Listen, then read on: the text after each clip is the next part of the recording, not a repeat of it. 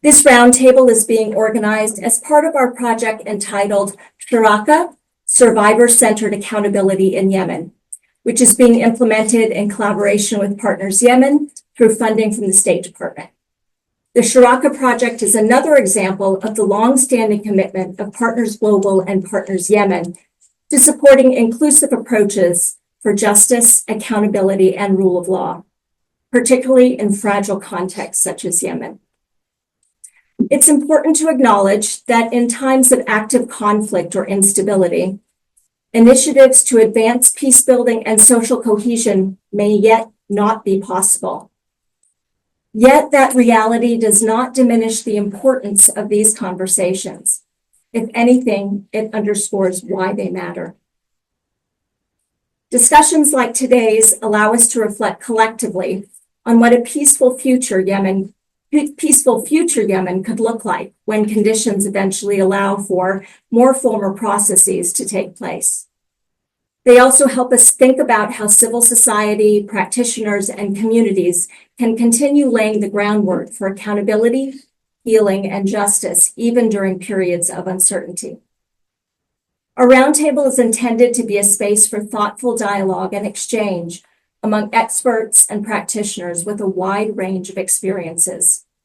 These include colleagues from Yemeni and regional organizations, multilateral agency representatives, international NGOs, funders, and frontline defenders.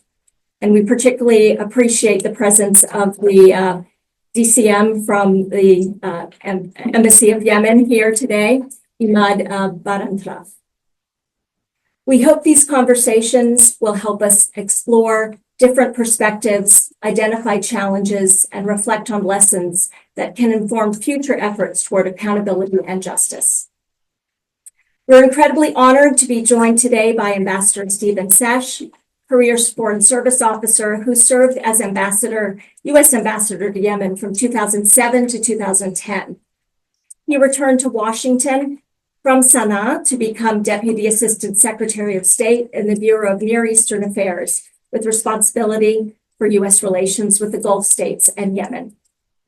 Shortly after his retirement from the State Department in 2013, he served as Executive Vice President of the Arab Gulf States Institute here in Washington, stepping down in 2020. Some of you may know that Ambassador Sesh is also a former member of Partners Global's Board of Directors, serving from 2014 to 2023. Thus, he knows Partners Yemen, Partners Global very well, and he has continued to champion the essential role of civil society in securing peace, informed by his deep knowledge and commitment to Yemen and its people. And needless to say, we very much miss him on the board. What you may not know is that his talents extend beyond diplomacy and geopolitical analysis. We can now add novelist to the list of Ambassador Sesh's achievements with the publication last year of The Silversmith's Secret. It's a compelling story of mystery and adventure around a little-known chapter in Yemen's history. I don't want to give anything away, but if you enjoy suspense, geopolitics, Yemeni culture and history, or all of the above, this is your kind of book. And as a reminder, we are recording the session for our internal communications purposes, and we may use part of the speaker's inputs externally. But we confirm that we will not share any of the participants' comments and questions publicly. Finally, allow me to thank all of you again for taking the time to join us today and for your resiliency and tireless commitment to supporting local communities across Yemen and beyond. And with that, I will now hand it over to Ambassador Sesh to help kick us off. Thanks very much. And welcome to you all. We're glad you're here. And I especially want to thank the good people at Partners Global for hosting this today. And I think more broadly for keeping a bright light shining on Yemen, even in its darkest hours. They do wonderful work and deserve our support and our admiration. And they have mine for sure. The question of why Yemen matters is one I think any of us ever involved in the affairs of the nation has been asked on multiple occasions, and certainly we've tried to answer it, and yet the question persists. Of course, at a moment like this, when the issue of maritime traffic in the region, especially fossil fuels moving from the Gulf states, is top of our mind, it's easy to understand why Yemen becomes an issue that people need to try to wrestle with again. But there are other reasons as well, having to do with Yemen's influence in regional affairs, especially the security and stability of its neighboring Gulf states. And of course, I think as an international community and the need to respond to the pressing humanitarian requirements of the Yemeni people, it's something we continue to try to find solutions to at a moment of great need and great distress. And I paraphrase here, but I know someone once said famously that one death is a tragedy, 100,000 deaths are a statistic. And at a moment like this, it's important for us to try to maintain the human dimension of the suffering that Yemenis are undergoing and do what we can to alleviate that as best we can. So I hope today to get into some of these issues, and I'm very happy to have with me, with us as we do so, two exceptionally well-informed individuals who I'll depend upon to help carry the burden of the conversation throughout the morning or the afternoon again. First of all, I want to introduce Hisham El-Amazi. He's an information specialist and conflict analyst, and currently the senior Yemen advisor with the European Institute of Peace. Hisham previously worked as the Information Resources Center Director with the U.S. Mission in Yemen, the UNDP, and the Coral Group. He's a sought-after speaker on conflict and human rights issues, and we're very happy to have Hisham joining us today. We also have Tim Lenderking, who until last year was the U.S. Special Envoy to Yemen, a thankless position he held for 4 years. A career Foreign Service officer with the Department of State, Tim knows the Gulf region better than most, having served as Deputy Chief of Mission in Riyadh, and also as the Deputy Assistant Secretary for Near Eastern Affairs with responsibility for the Gulf Arab states, a position I once tried to wrestle with myself. What I propose to do today, if we can, is begin our conversation with a couple of questions to our two guests, and then open the floor to questions from others who've joined us from wherever you happen to be. So with that, let's begin. Tim, let me start with you perhaps, because I want to ask a question that's been on my mind. And it seems to me that one of the most intriguing aspects of the ongoing US, Israel, Iran conflict is the absence of any active Houthi involvement in the war. I think with the exception of some missile strikes in March, they've been remarkably silent about this. And I'm wondering if you have any thoughts as to why that is and what it might take, if anything, to change their position and their posture on this issue. Well, thank you. First of all, it's a great pleasure to be here with all of you today and to be with Ambassador Sesh. And here in the room, we've got people who have served on Yemen, people at the State Department, at think tanks, and really the great men and women of Partners Global, which, we had the opportunity when I was the Yemen envoy on our team to meet with you guys and appreciate the work that you were doing, not only in Yemen, but around the region. And so I just really want to commend all of your teams for working in difficult places, but now with finances and funding so constrained, it makes it all the more difficult. So we really appreciate the dedication. I'm really delighted to be here with all of you. It's wonderful to be with my friend Hisham, served at the U.S. Embassy, as noted, for so many years, and Imad Bamatraf, the DCM of the Yemen Embassy, who's been a good friend, and other teammates around the table. To answer your question, Ambassador, I think, there are a number of factors at work here. I mean, one, the current conflict with Iran is a very different conflict than the Gaza war, right? And so the Gaza war gave the Houthis an opportunity to really brandish themselves as a regional actor. And they had widespread support for the attacks on Israel because of the practices that were going on in Gaza. And so they achieved a certain amount of stature, right, a folkloric stature in the region for taking the fight directly to Israel. This is a very different conflict. This is a conflict with Iran. The Gulf countries, have maintained relations with Iran over the last few years. They've built up those relationships, mainly as a way of dissuading Iran from attacking them. Now Iran has attacked them.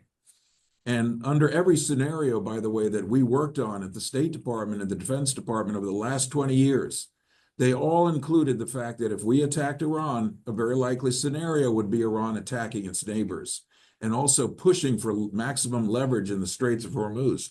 That's exactly what they've done, and this should come as no surprise. But, you know, for the Houthis to side with Iran in this conflict would be politically unwise for them, in the sense of they're not going to enjoy that same international stature that the Gaza conflict provided to them. So I think that, you know, that's one issue. They've also been hurt quite badly between strikes from Israel over the last 18 months and then Operation Rough Rider by the United States up until May of last year, right? And so you had widespread destruction of the Houthi military infrastructure. You had the killing of a number of Houthi leaders, not the top brass, but many of the implementers of the cabinet and so forth, people essential to the Houthi hierarchy. And the Houthis never stop, right? They're always moving, right? So in this period of calm, they're also rebuilding, refitting, restocking, repositioning. And they have gotten to the point over the last 10 years where they frankly need very little from the outside world to run their war machine. They've received a lot of help from the Iranians over the years, and they've sent their people to train in Iran and so forth. But they're now almost self-sufficient. And so they're not particularly reliant on the Iranians anymore, maybe for some sensitive equipment, but a lot of things are available also on the commercial market. And so they're quite self-sufficient right now. And I think they will pick their moment when it comes. It will not necessarily be at Iran's behest. And I would make the point that the Houthis are not what we call a proxy, I would say, of Iran, the way that Hezbollah and Hamas have been. And they do pursue independent paths sometimes. They will go against the wishes of the Iranians or do something that the Iranians are uncomfortable with. So I think all of those are factors at play. And let me just stop there, and we can unpack some more of this as we go on. Great, appreciate it. Thank you, Tim. Hisham, I'll give you a chance. Any thoughts on that, adding to what Tim just offered? There are a few other layers as well to this. Well, one of the things, Houthis are very pragmatic. They're very opportunistic. Yes, they're not a proxy in the sense of Hezbollah or the Hashd al-Sha'bi or the others. That doesn't make them any less dangerous. In fact, I would argue they're even more dangerous than the Iranians. They have far more ambitious agendas in the region. They're a lot more extremist. They're radicalized. Their level of indoctrination of a whole generation of Yemenis is excessive. We'll see the impact of that for the next 10, 15, 20 years from now. Their capabilities have exponentially grown over the past 15 years. They've attacked Israel, they've attacked Saudi Arabia, they've attacked the UAE. They're capable of doing more, especially with the transfer of technology, not just from Iran, from other parts of the world as well. But the thing is that during the Iran conflict, they tried to play their cards right, especially with the region, especially with the Saudis. They knew if they got into the fray, they risk a lot to lose a lot, given the current peace process, given the current concessions that they've been seeking from the Saudis. Just as Tim said, one of the things that they've suffered over the past year is the debilitating attacks from the US and from the Israelis as well. They've lost half of the cabinet last year. They didn't want a repeat of that. And they basically put one forward with the Saudis by staying on the side for the time being. They could change. And they're hoping to cash on that by getting some sort of a sweeter deal from the Saudis through the UN-led peace process. Hisham, you raised a point that I want to pursue a little bit, and that is, you talk about the relationship of the Houthis with Saudi Arabia. And I think that at the moment, it seems to me that Yemen has become a central element in the tensions we've seen brewing between the UAE and Saudi Arabia, especially with the Emirati support for the Southern Transitional Council and other elements in the South. How do you think about this? And do you think that Yemen is something that is going to continue to be a bone of contention between these two obviously natural allies, not necessarily now at the moment, but is Yemen going to be a dividing element in their relationship for a extended period of time, shall we say? Well, Yemen has been both blessed and cursed by its very unique geographic area and the southern tip of the Arabian Peninsula. It's in a unique area where it's at the intersection of Red Sea security, Gulf geopolitics, and maritime trade. For Saudi, they look at Yemen through the lens of having a stable regime, not having a rowdy neighbor. They don't want a strong hostile state right at their southern border, but they also don't want an unstable one where there is a spillover effect. For the UAE, it's a little bit of a different take. They're more interested in the geoeconomic of the Red Sea, the maritime trade. And for the past 10 years, we've watched this very intricate dance between the competing agendas between the UAE and the Saudi Arabia. It never really came up to the surface until recently. We've seen the rupture in December. But even then, I remember a lot of people cheering and thinking there's going to be a clash between Saudi Arabia and the UAE. And this is what I said back then. I'm like, they have a lot in common that they have against each other to that competing agenda in Yemen. It'll be a very low intensity conflict. They'll continue to support parallel overlapping networks of patronage in Yemen. Yes, the UAE has militarily pulled out, but they have not given up on their ambitions in Yemen. There's a lot of interest, especially in the Red Sea, and now it even became more valuable after the lessons learned from what had happened in the Strait of Hormuz. The future of the political process will guide the level of involvement of the Saudis and the Emiratis, but they will not give up their partnerships with Yemen factions, if you will. Any other thoughts on that issue of how Yes, I mean, relationship? we took it as a core principle when we were, our team, that there would not be a peace deal in Yemen without the support of the neighbors, particularly Saudi Arabia and UAE, but also Oman. And so we devoted a lot of time and energy to meeting trilaterally with the Saudis and the UAE because we wanted all three of us in the room and on the same page.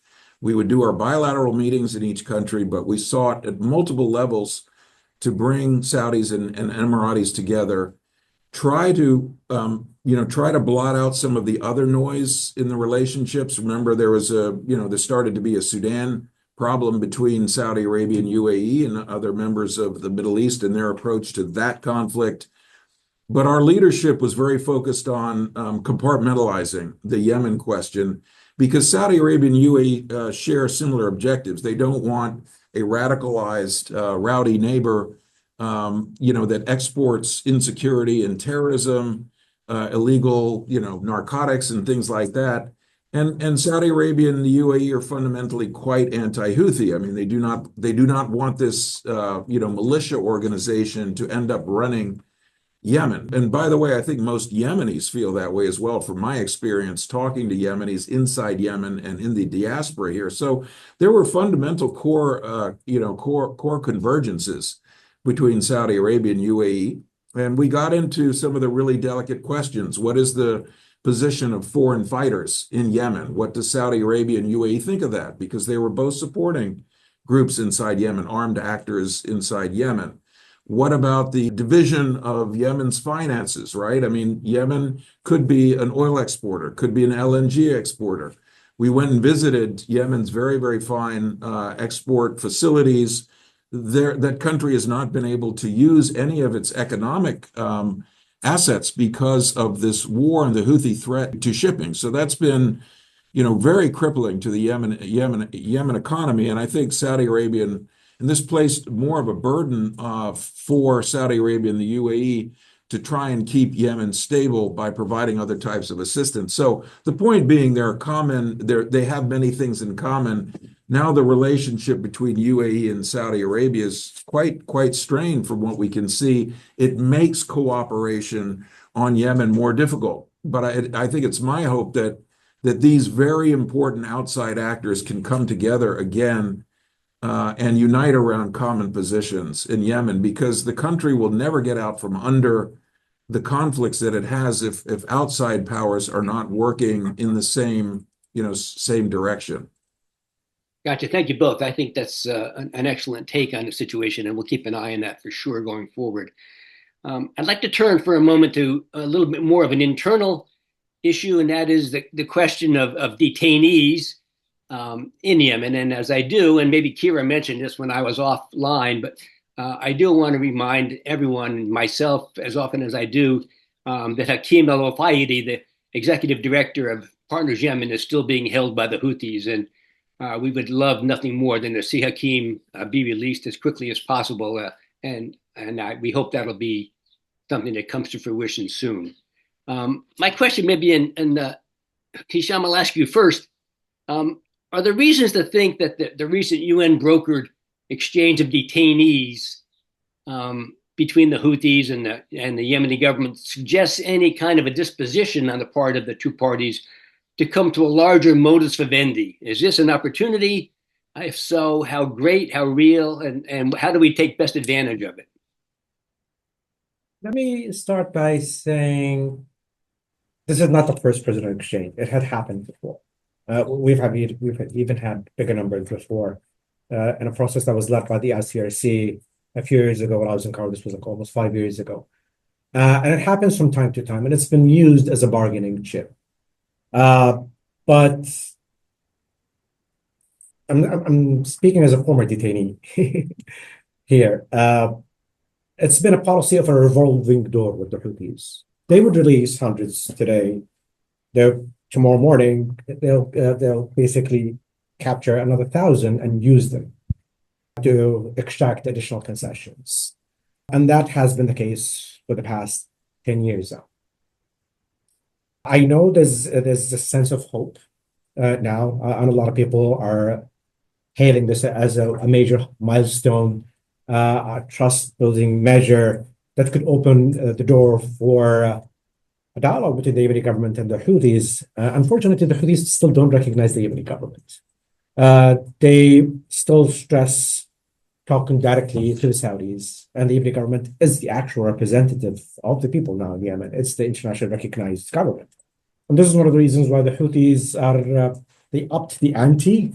They're not just taking average everyday Joes. They basically sat down and thought to themselves, we need a higher caliber of detainees that we could ask for more using them. And that's why they went after the UN employees, after going after the US Embassy employees, my colleagues, and the civil society organizations as well. While it's a good step forward, the Yemeni president praised that step. I remember him tweeting about it last week. The Yemeni government welcomed it. And honestly, it's the Yemeni government that actually went the extra mile in trying to get a deal, an agreement with the Houthis for the past few months. I know the team personally, and they tried to add additional names to the list, including our colleagues. Houthis refused because they want to retain those chips for concessions going down the road. That's how they treat these detainees. But the UN is hopeful. Other parties around the table are hopeful that this could be a step forward, given the current deadlock. Great, thank you. But I wouldn't read too much into it. I'm trying not to. I think we've all been disappointed on too many occasions to do that. But Tim, let me ask you this: if you were still sitting in the envoy's chair and you had this little bit of a tantalizing opportunity presented to you, would you think of a way that perhaps this could be parlayed into something that would help kind of maybe gin up a little bit more interest in letting the Houthis allow more unfettered access to humanitarian relief within the country? Is that an option on the table? I think it is quite significant. It's not the first of its kind or anything like that. He's quite right about that. But having worked on prisoner exchanges before, they're really hard often to do. And getting a number of parties together, including factions inside Yemen, was a really, really big lift, both by the UN envoy team, Hans Grunberg, and by the Saudis. I know how much, blood, sweat, and tears they put into making this happen. And oftentimes, you can use a prisoner agreement as a confidence building step. I've also seen that doesn't work. I was involved earlier in my career in the release of the last remaining prisoners of war in the Western Sahara conflict. And we got support for it and a presidential envoy to help with that, because we argued to Washington that this would be a step toward the sides working together. It didn't lead to that. The Western Sahara conflict is not resolved, but one also hopes that such things, and I think if you have a plan for how these developments can move forward, because at the end of the day, it wouldn't happen without a degree of cooperation among the parties. And that shows that there was a willingness and a commitment by the different parties to do that. That's never a given. It's not a given in any conflict. It's not a given in Yemen that you can align interests. So when you have that opportunity, you have to seize the moment. What I'd like to see is that, yes, that we could build on that. The Houthis turn the tap on and off with detainees. They can grab people anytime they want in Sana'a and the other parts of the country that they control. And it's absolutely shameful that they engage in this practice, and also that they have so many good humanitarians and patriotic Yemeni citizens that they've detained for no reason. And still many of our U.S. Embassy colleagues, our local staff, whom we depend on as our embassy colleagues, are also detained. Partners Global, the individuals still detained. This is disgraceful, and there's no justification for it. At the same time, you've got to build where you can and take the opportunities as best you can. I think that one of the answers to the title of this talk, Why Yemen Matters, is because the Houthis are a major threat to U.S. interests. And that includes the safety and security of our partners in the region, Saudi Arabia, UAE, Oman, etc. I think, Nod was very wise to make the point that the Houthis are reaching across the water, across boundaries. They are partnered up with al-Shabaab. They're moving weapons between Somalia and Yemen. That's very, very contrary to our interests in East Africa, Sudan, other crisis points. They're virulently anti-American. They repeat the same awful slogans that the Iranian regime does. And they are probably the most lethal non-state actor in the Middle East, right? We've seen Hamas hurt. We've seen Hezbollah hurt. They're still capable. They're still firing at Israel. But the Houthis have, as I said, they use every opportunity when they're not fighting to prepare to fight. And they have a very significant and formidable arsenal of weapons. They have underground, undersea, underwater drones. They have things that no other non-state actor in the Middle East can put into the fight. And that should concern us. Now, there are also some more positive reasons why Yemen matters, but I think one of the foremost is that this is a very dangerous organization, and they're very ruthless against their own people, by the way. They are very repressive inside Yemen. They did so many things to complicate the work that we used to do with the World Food Program and other NGOs in Yemen to move food around. They did not facilitate that work. They made it difficult. They sequester resources that belong to the Yemeni people for their own use. So one could go on, and there are elements of the organization, as Nadwa says, that have their eyes way beyond Yemen, and that should concern us and our partners. So continuing to work together and keep Yemen in the limelight is very important for U.S. strategic interests.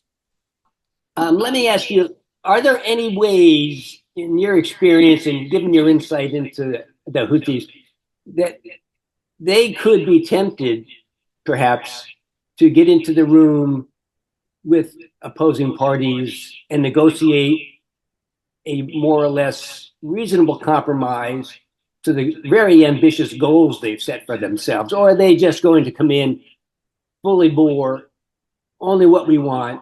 We're on this divine mission, and nothing is going to steer us away from its resolution. One of the things that we've all kind of warned about since the beginning of the conflict is that the Houthi strength is partly derived from this kind of equation where their strength is inversely proportional to the weakness of the Yemeni government. And if you want to put pressure on the Yemeni government, you need to support the Yemeni government. This is one of the reasons why the Houthis are not completely ignoring the Yemeni government and dealing with the Saudis and trying to extract concessions from the other regional players as well. It's kind of difficult, given the track record that we've had for the past 10 years of war, to say there's a military option. There isn't. But there are other options to humble the Houthis. You don't want them coming into the room, prancing into the room, feeling empowered. You need to weaken them a bit. There was a lot of missed opportunities in the past, whether they were strategic, economic, humanitarian, where you could have shut a few doors and forced them in a certain pathway. One of them was basically, I remember back at the time, was working through the central bank, through the SWIFT system, where we've seen how the Houthis reacted automatically and they raised hell to get it back. Another opportunity was basically with the UN when the employees were kidnapped. We could have had leverage with the offices that existed back at the time in Sana'a, and so on and so forth. But a lot of missed opportunities, I'm sorry. But there are still now opportunities and incentives. One now being dealing through the Saudis. The Saudis are talking to the Houthis. The Saudis could force the Houthis to directly work with the Yemeni government. We don't want to be in a position where the Yemeni government is left outside the room because the Saudis are just trying to secure their borders and get a sweet deal with the Houthis. That would backfire. It would be the Houthis are transactional and momentary. As Tim said, they always take every opportunity to regroup for another fight.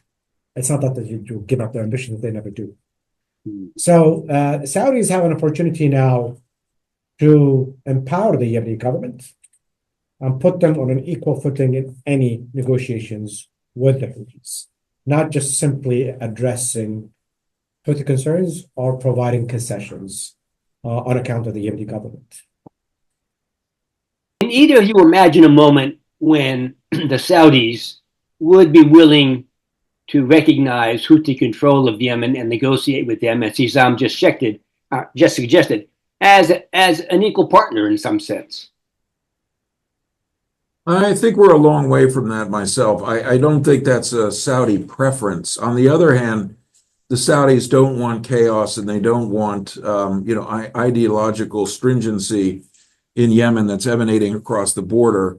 And they also, I think, are well aware of the fact that they're not going to be able to impose their will on Yemen. And so some sort of negotiation is going to be necessary with the Houthis. I mentioned that the Houthis are not popular inside Yemen, and I think if many Yemeni people would wish that they would disappear. But that's not something that's at all likely, given their strength, their military strength. They are the strongest actor inside Yemen at this particular point. So, we took it as a principle that we would try to moderate them as best we could, and we tried to make sure that they understood where the United States stands and what the assets and the capability that we could bring to help stabilize Yemen. But it's important, it's important to talk to many different groups in Yemen, and it's not a particularly united country, but there is a very strong anti-Houthi bloc inside Yemen, and that's basically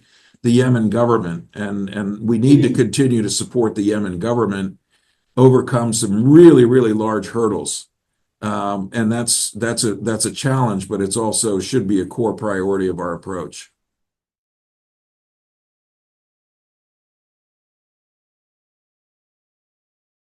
Well, it's going to be extremely difficult. The thing is that I'm really, really cautious about a military solution because over the past 10 years, we've seen where that led us. We could not get a decisive win. In fact, it kind of created one of the worst humanitarian crises in the world. And it's the average Yemeni Joe that ended up paying that price for that conflict. Uh, I was in Sana'a during the war, the first few years of the war, and it was raining bombs, and I was lucky enough that my house was not bombed, but was devastated. My walls were devastated. My windows would every week get blown out. But there were a lot of deaths. I literally had to pick up a dead kid from my neighborhood from under the rubble. The impact was devastating. And I remember in Sana'a, there were a lot of people that were basically saying, we don't care about who wins the war anymore. Let it just stop. There were children that were dead, women that were dead, people that we could not pull from under the rubble. So it was extreme. If you remember, there were hospitals that were bombed. There were orphanages that were bombed. There were water wells that were destroyed. And I saw people struggling to try to get water, clean water, food, medicine, especially with the blockade. So I don't see the wisdom of restarting the war. And war is never the answer. Yes, Houthis need to be humbled. There are multiple ways to do that. I think and I believe a military action should be the last resort, because I've seen what it could do. This is one of the reasons why I mentioned the central bank, why I mentioned the UN agencies, why I mentioned the kind of leverage that Saudis have right now in terms of providing something for the Saudis, and they could use that to our advantage in empowering the Yemeni government. There's so many ways. It's very easy to say, just go rush to the capital and grab your gun. And that's the only solution, but it usually isn't. Let me ask you if you have any thoughts on that issue of how the Houthis, again, it comes back to me to be kind of a question of, is there anything that might tempt the Houthis to act as a rational negotiating partner, as a rational leader of a nation? Is there something that they see in it for themselves, which might also serve a national interest? Well, I'm also skeptical of a military solution because I don't know who would do it, for one thing. I mean, you're talking about who's going to run that military. Are we going to hire Sudanese and Chadians to do the fighting? I think it's very unlikely that there would be American troops involved. Nobody wants to go back in on the ground in Yemen. The Saudis don't, and the Emiratis don't. That's a tall order. At the same time, we've also seen that the Houthis do respond to military pressure. One reason that we got a truce in April 2022, which is largely held inside Yemen so far, is that the Houthis were unable to take, key territory and were hit hard from the air by the Saudis. And that was a point where the international community could capitalize on a moment and sort of get the fighting to pause. It's not the end of the conflict. We never interpreted it as such. We knew that we were just driving forward to the next step, and we had to build on that. It's very difficult to do so. Hisham's mentioned economic pressure, and that is an important tool and has not been used to the extent that it could. The Trump administration came back in, put the Houthis on the terrorism list. That imposed certain financial constraints on the ability of the Houthis to move money around. They don't keep all of their money under their mattresses. And so they do have to use, existing systems to some extent. And boy, did they squeal when we started threatening the banking system and putting pressure on Yemeni banks. So those tools have to be looked at. But with the exception of my very capable colleagues in the room here, the administration is really not focused on taking steps like this. Obviously, there are huge conflicts going on that are taking a lot of the bandwidth of the administration with regard to Iran and so forth. But what happens with Iran also affects Yemen and vice versa. These conflicts are not totally separate from each other. So again, why Yemen matters is because it's also part and parcel of the broader strategic picture. Appreciate that. Thank you. Let me continue with that thought for a moment and ask both of you, maybe Hisham, I'll ask you first. As we look inside of Yemen, clearly there's a bit of a stalemate at the moment where the Houthis haven't been able to take all the territory they might choose to, given the opportunity. So but I don't see the Yemeni Presidential Leadership Council as a particularly viable long-term option. What are the countervailing pressures in Yemen at the moment that the Houthis have to consider as they think about their next steps forward? Houthis are betting on disorganized and a divided PLC, the Presidential Leadership Council you just mentioned.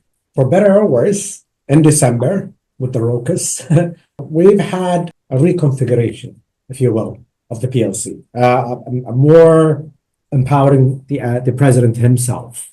And it's making the Houthis nervous because Saudis came back into the game and empowered President Rashad al-Halili. They reorganized the military units. There was a show of force, a lot of show of force, when Al-Amalika, the Giants forces, rolled in and all the way to Aden, from Hadramaut all the way to Aden. So they have to contend with that. And they're taking that into account now when talking to the Saudis, because the Saudis, they showed the stick and what they're capable of. And now, for the past couple of months, they're using the carrot in terms of offering certain concessions, but also they've asked the Houthis to wait for a bit until they kind of work on the South-South dialogue and other issues on the table. If they go on with that trajectory and they continue to empower the Yemeni government, we're looking at the Houthis lowering the bar a bit, because now they have to contend with a lot more. The PLC is less divided. And but if they drop the ball, we're back to square one, where the Houthis basically will reinvest in dividing the anti-Houthi coalition. And what about, in your experience, when you looked around the landscape in Yemen for those kind of countervailing pressures that could be employed to maybe help bring the Houthis to the table, what did you identify? Anything meaningful? I do think that, one thing, again, that we took as an article of faith is that we have to line up our partners and get everybody on the same page.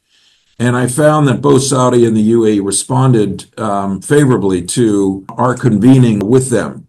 And we did it at my level. We also did it at Tony Blinken's level. He was the Secretary of State at the time during UN General Assembly. We had a very, very good meeting, trilateral, with very strong delegations from the UAE and Saudi Arabia in New York.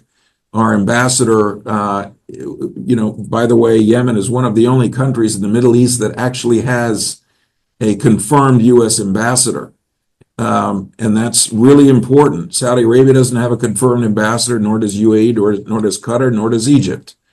But Yemen does, and so does Oman. And these are important factors also, just in terms of having, regional expertise and continuing to, put American diplomats in these roles where they can actually deliver on the things that they've been trained to do. And so, that's helpful, but that doesn't bring peace in Yemen.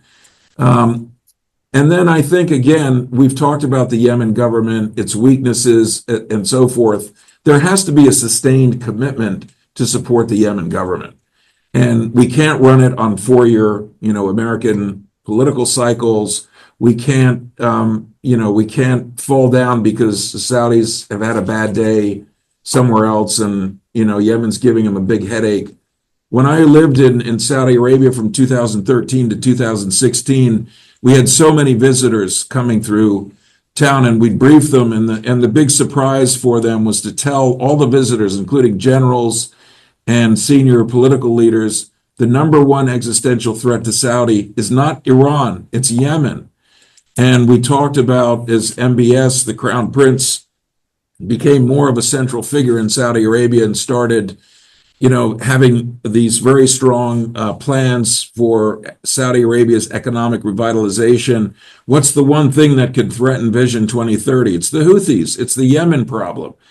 And so, for the countries that surround Yemen, Oman has vital interests at stake inside Yemen also.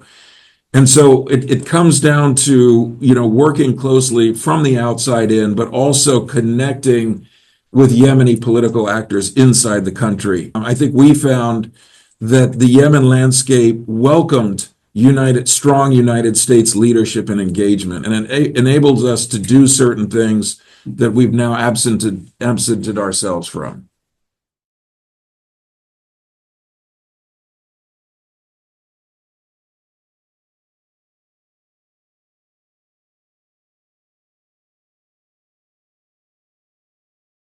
Let's stop there. I think there are really good issues to bring up, and I'm going to toss them to Hisham to start this off with, and indeed, because I think civil society, its role, I'd even throw in the tribal structures in that to see if they're still relevant as they used to be. And Hisham, what are your thoughts about civil society engagement? It's absolutely critical. This is one of the things where we have this major disconnect sometimes between the political leadership and between what the people actually want. And I'm glad there is that question, because we conducted a survey, this was a couple of years ago, where we engaged with about, I think it got to 25,000 people across 13 governorates in Yemen. And one of the main questions we asked them was, what do you want? What is your number one priority? And initially they said the end of the war, of course, but then second, third question, fourth question, that people would be basically saying, I want water, I want electricity. And we're like, well, but the political leadership, and they'd be like, political leadership does not really represent me. And I really don't care about the political process at this point. What I care about is survival. This has boiled down to livelihoods. At that point, it was a civil society that was basically going to the communities and helping the people. They were acting on behalf of the government, and a lot of places providing services. This is one of the things that I go into the tribal, basically, networks. They've been quite useful. Historically in Yemen, the tribe was very important and is still relevant and very important. And a lot of places where the government lacked reach, the tribes ran the show. They provided services. They kept the community together.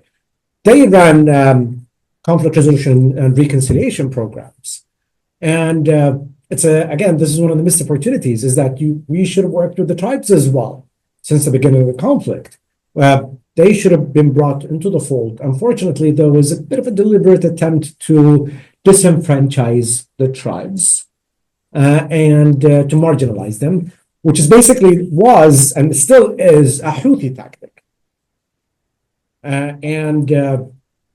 It was kind of sad to see it happening from the other side. And honestly, in terms of protections, there isn't much that can be done in Houthi. Just answer that question from the chat. There isn't much that can be done with the Houthis at this point. Right. In government-controlled areas, they are thriving. There were a few hiccups pre-December, but now I've seen a lot of people flock towards Aden and other parts of the government-controlled areas. Yes, there's a lot of work that needs to be done in terms of protections, in terms of guarantees, in terms of the guidance provided by the government on how and where and what the civil society can do, especially organizations that work with foreign funding. But it will take time. You have to remember, this is a government in the middle of a conflict. Sometimes people ask stuff that they expect from a government in a very stable, very well-funded country. We are one of the poorest countries in the world that has gone through a conflict, and one of the most devastating ones. Government is very, very limited resources. The government is faced with a lot of challenges. So, and we have a Yemeni saying, it's called إذا أردت أن تطاع اطلب المستطاع, which basically translates to be realistic in what you ask for and give it some time. Tim, let me start with you then and ask you if in the course of your labors in Yemen, you and those of your colleagues working with you considered issues like, and part of this may be post-conflict, which is a phrase I even hesitate to use here, but accountability, reconciliation, issues that will need to be tackled if a country like Yemen's ever going to stabilize itself. But were those issues that popped up in any of your conversations or discussions with parties in Yemen? Yes, we were handicapped by the fact that we were not based in Yemen, and it was a big production for us to get to Yemen. Many assets and resources and helicopters and sharpshooters and all of that. It's not really the kind of package that puts everybody at ease. But we really placed a priority on talking to civil society. Every time we went into Yemen, we met with civil society groups. We did so also virtually as well. And the women's groups were super dynamic. We could meet with Yemeni women in Riyadh and in Cairo and other places. We had great value in tapping civil society in Yemen. You don't need to tell Yemenis to get together and organize at the community level. They're doing that anyway, and they're doing it without any resources. And now we've cut off a whole bunch of funding to these groups, which I hope can be reversed. But there's a lot of dynamism, and if anything, there are too many groups, because then you get into who's speaking for whom and coordination and things like that. But I think our job was really enhanced by the outreach and the contact that we had with civil society groups in Yemen. And we tried our best. If you have a conflict in a small town in Yemen, it's not the elite mediators who are going to fix that conflict. It's the people there on the ground. And so where we could tap their expertise, their knowledge of local conditions, we wove that in. We wove that into our own strategic planning. We wove that into memos that we wrote to the secretary and others. We wove that into interagency meetings. And I think that really helped build out the practicality and the reality of our team's approach to Yemen. I think there can be nothing better. I mean, I felt always there was no greater pleasure than spending time inside Yemen. Again, it was difficult, but when you're really connecting with Yemeni people, obviously under constrained circumstances, but you're seeing the way that people live and you're understanding the conditions that the people that you're trying to help reach, solutions. What are they eating and how do they live? And do you understand their dialects and things like that? I think is very helpful to, sort of the mediation paradigm. Yeah, I certainly want to echo, and before I turn this over to Hisham, I want to just say that in my own experience in Yemen, I was always amazed when we would travel, and it was much easier then, and of course, than it was when you were trying to move about Yemen. We would go out in the hinterlands around Mukalla, around Hodeidah, and find these little, I used to call mom and pop operations. It's 2 or 3 or 4 or 5 people working busily, as you say, in their community to make life better for the collective. And it was a stunning achievement, given the hardships and the circumstances. And I do think, again, and I'm going to plug Partners here, in my experience, Partners' ability to bring people together in the middle of conflict and hardship and deprivation and have them do what really thrills them, which is try to think about themselves in a larger context of their community, has been a remarkable achievement for me to watch. And I hope that Partners will continue and get resourced to do a lot more of that. But with that homily, let me turn it over to Hisham and see what you have to say about civil society again, please, Hisham. I want to talk about what you just talked about, accountability. We've had an issue with accountability in Yemen for a very long time. People get away with all sorts of things. We've tried it with the previous regime when we wanted a transitional justice law. It kind of fell apart. After that, we tried to get something on working with the civil society. I don't know if you're aware of the Yemen International Forum. We had all the civil society track 2 organizations working together. We had a document written up. Well, it looked really nice. We wanted to address a lot of issues. Let me be honest in saying grievances in Yemen are actually quite deep. And there's been a lot of transgressions over the past 15 years, a lot more than what we wanted to account for over the past 30 years. And they continue to grow, unfortunately, with the continuation of the conflict. But there's still no real political will. There's a lot of lip service, but there's no political will from the various factions. I'm not talking about a distinct group of basically digging up stuff and addressing it, especially when the conflict has not been resolved yet. Civil society was smart enough to talk to international counterparts and basically saying, maybe we should start early And then when the time comes, I'm just running it in parallel, when the time comes, we can discuss this seriously and enshrine this into a law or a program or a project. But again, it's not just political action, but also donors. We're not interested in that because this just was too much of a nightmare, too much of a headache. But I agree. If you go down to any Yemeni street, they will ask about that. And be like, who's going to be paying for my destroyed home? Who's going to be paying for blood money? Who's going to be paying for reparations? I lost my village. I'm displaced. I've suffered for the past 10 years. My public salaries have disappeared. What about my back pay? There are a lot of issues that matter most to the people at that level. Unfortunately, again, this goes back to what I just mentioned earlier. There's a bit of a disconnect between the political leadership demands, ambitions, aspirations, and what the average individual wants. But that's where the civil society comes in and they can play a significant role.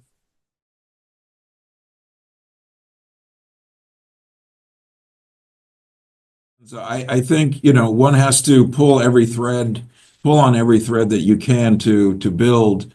And, maybe there's some momentum that can be pulled out of this. I think, there are always back channel conversations happening in this conflict, and that's very important.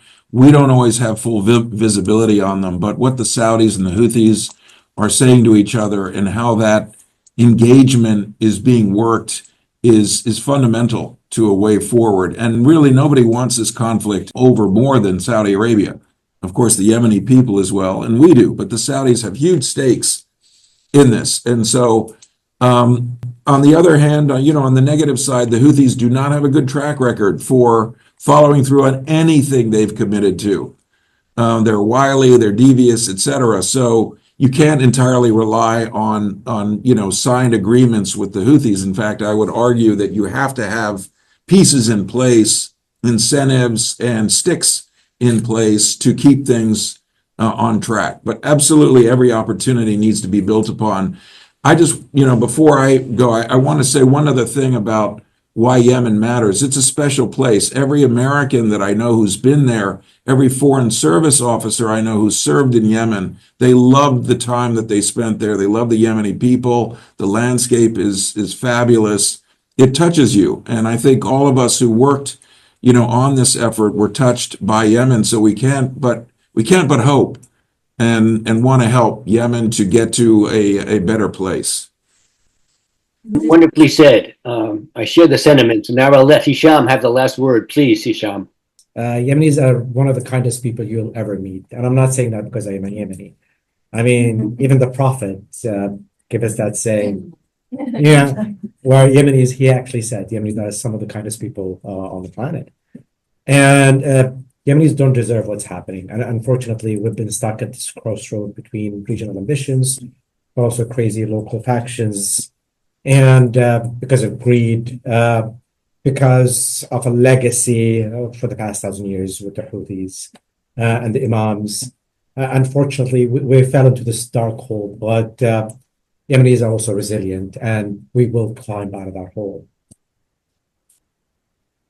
Amen to that. Listen, I'm going to have to close this up, but I do really appreciate the opportunity to join you all today. It's always a pleasure, as you suggest, even if the topic is difficult and sometimes very worrisome and anxiety provoking, but just to have a Yemen discussion, put the issues on the table again, and know that a whole bunch of good people are deeply committed and concerned to what happens in the country just assures me that maybe there is a fix we can all come to agree is the way forward at some point. And I hope we'll meet again when things look brighter and more positive, but we will keep our fingers crossed and our hopes high in the meantime.